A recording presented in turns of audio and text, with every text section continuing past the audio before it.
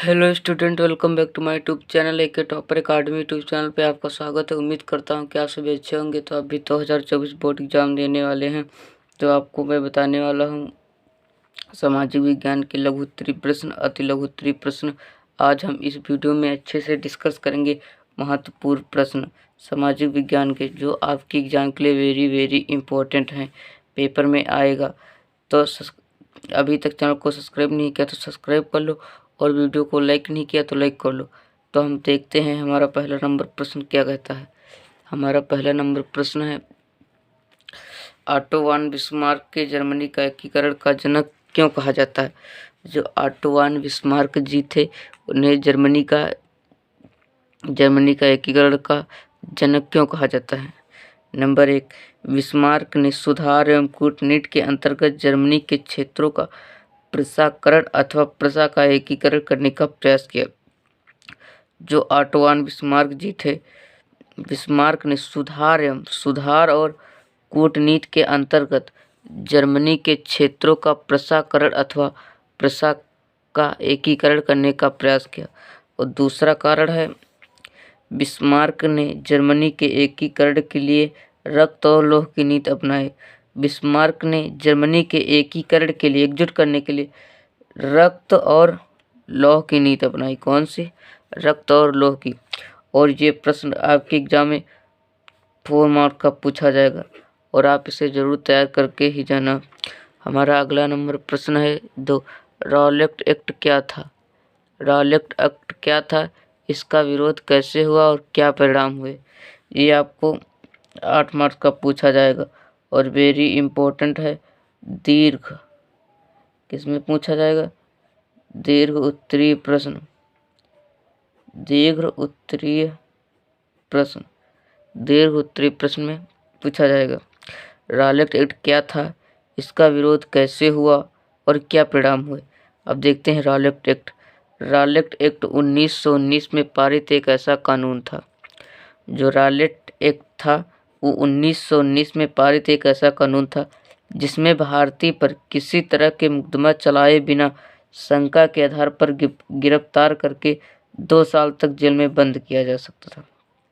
जो Rowlatt act था वो 1919 में पारित एक ऐसा कानून था जिसमें भारतीय पर न किसी तरह का कोई मुकदमा चलाया जाएगा, न कुछ किया जाएगा, और शंका के आधार पर गिरफ्तार करके 2 साल तक जेल में बंद किया जा सकता है। अब देखते हैं इसके परिणाम क्या हुए। अंग्रेजों ने राष्ट्रवादियों पर दमन शुरू कर दिया। जो अंग्रेज थे उन्हें राष्ट्रवादियों पर दमन शुरू कर दिया। दमन करने के साथ मार्शल लॉ लागू कर दिया, और 13 अप्रैल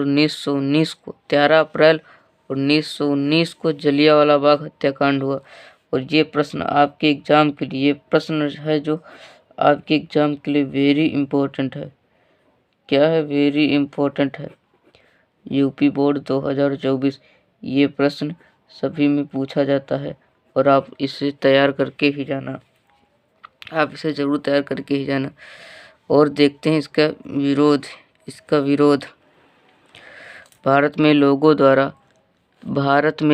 द्वारा रॉलेट एक्ट का विरोध निम्न प्रकार से किया गया। जो भारत में जो लोग थे वो रॉलेट एक्ट का विरोध किस प्रकार किया है, देखते हैं। विभिन्न शहरों में रैली जुलूसों का आयोजन किया गया।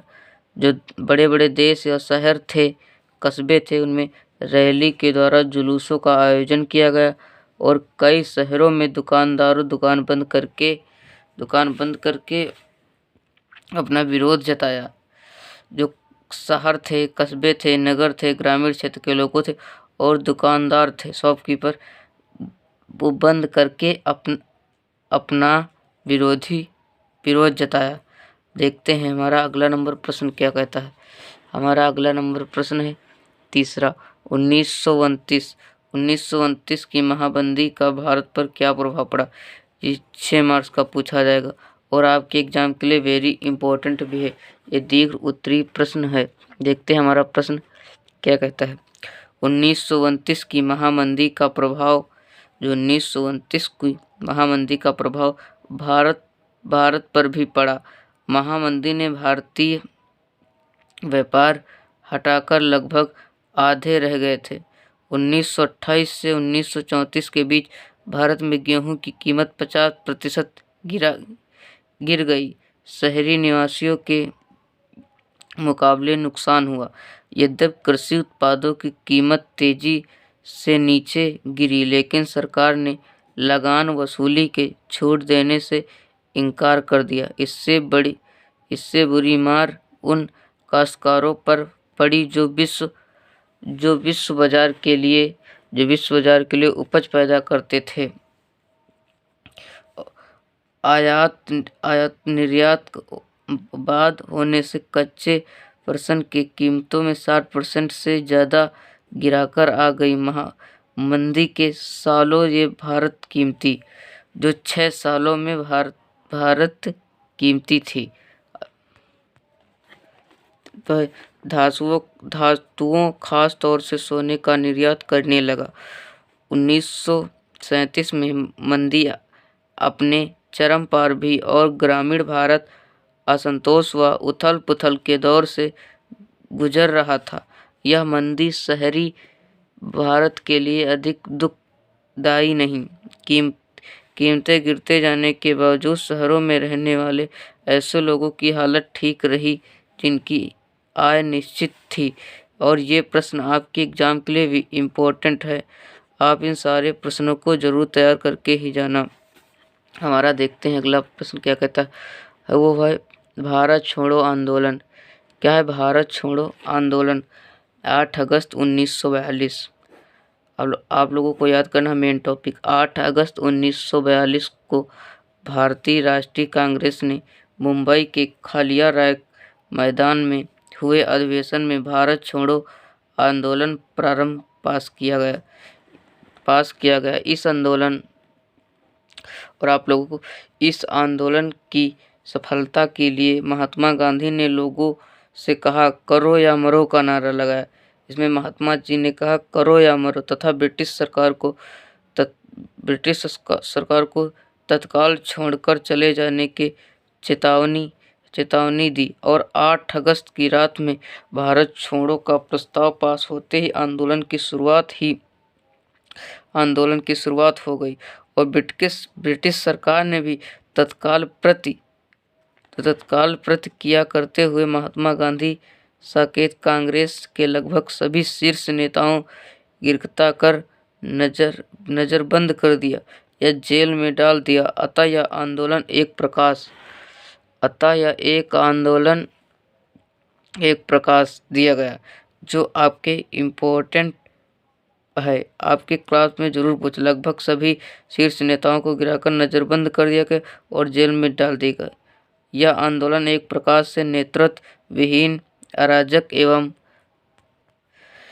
हिंसक हो गया।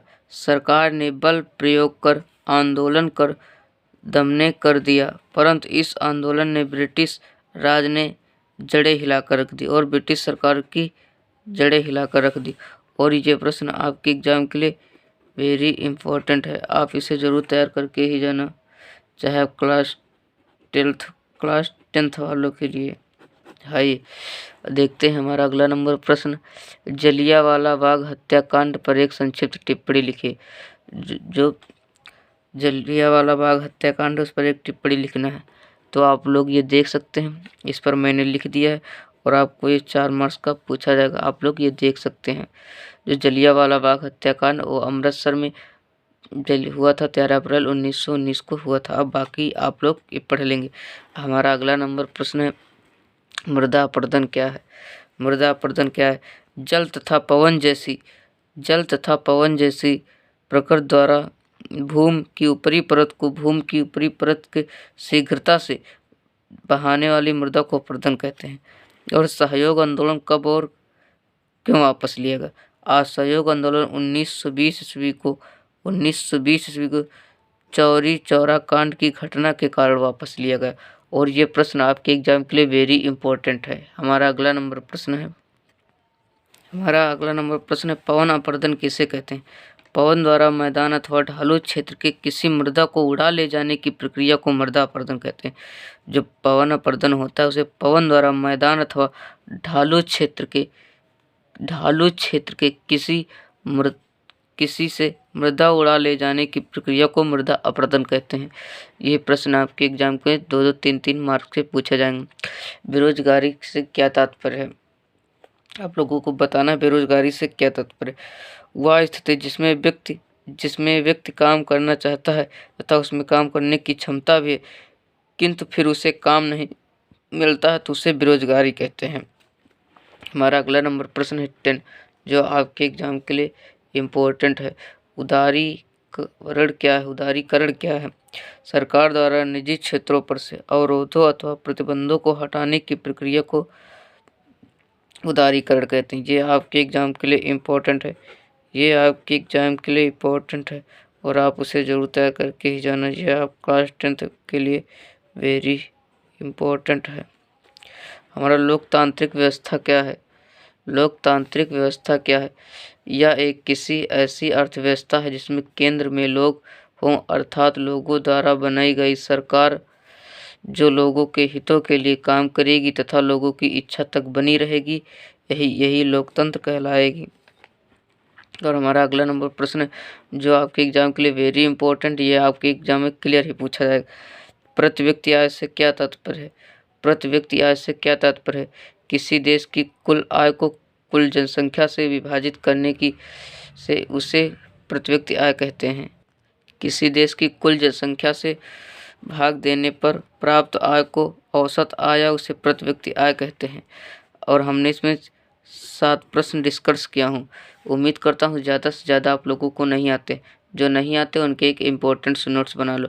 तो वीडियो कैसा लगा? वीडियो अच्छा लगा तो वीडियो को लाइक कर लो और चैनल पर नए हो तो चैनल को सब्सक्राइब कर लो। इस चैनल पर 2024 बोर्ड एग्जाम की संपूर्ण तैयारी कराई जाएगी। Thank you. जय हिंद, जय भारत, जय वंदे मातरम। मिलते हैं नेक्स्ट वीडियो में, जब तक के लिए।